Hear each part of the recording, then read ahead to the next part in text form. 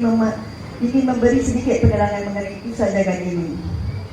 Untuk makluman harian, pusat jagaan ini telah ditubuhkan pada tahun 2012 dan kini telah beroperasi selama 14 tahun. Keluasan tanah di pusat jagaan ini seluas 1 ekar.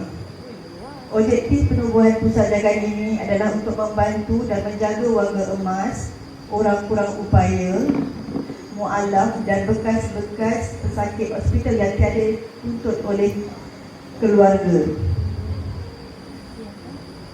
Kebanyakan penghuni kami datang daripada hospital seluruh Malaysia, Jabatan Kebajikan Masyarakat, Lembaga Zakat Selangor dan badan-badan NGO yang lain.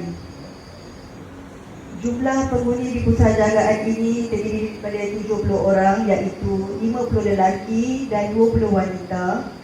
Di sini kami menjaga kebajikan mereka sebaik yang mungkin dengan menyediakan makan 4 kali sehari, kelengkapan tempat tinggal, pakaian dan ubat-ubatan, penghantaran ke hospital berdekatan untuk rawatan susulan lanjut, kelas agama seperti fardu ain, fiqh dan Al-Quran.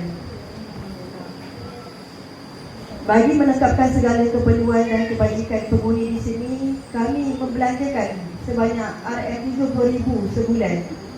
Kos ini merangkumi perbelanjaan makanan, pengangkutan ke hospital, ubat-ubatan, bil air, elektrik dan gaji kaki tangan dan penyelenggaraan bangunan di sini.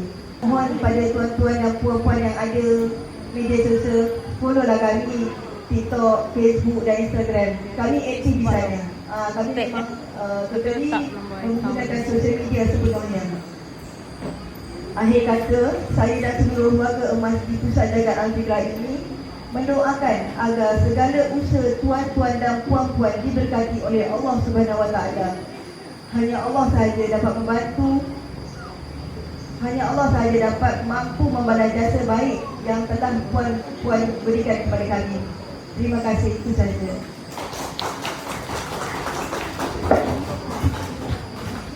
Terima kasih diucapkan. Majlis juga sekali lagi berusaha menjemput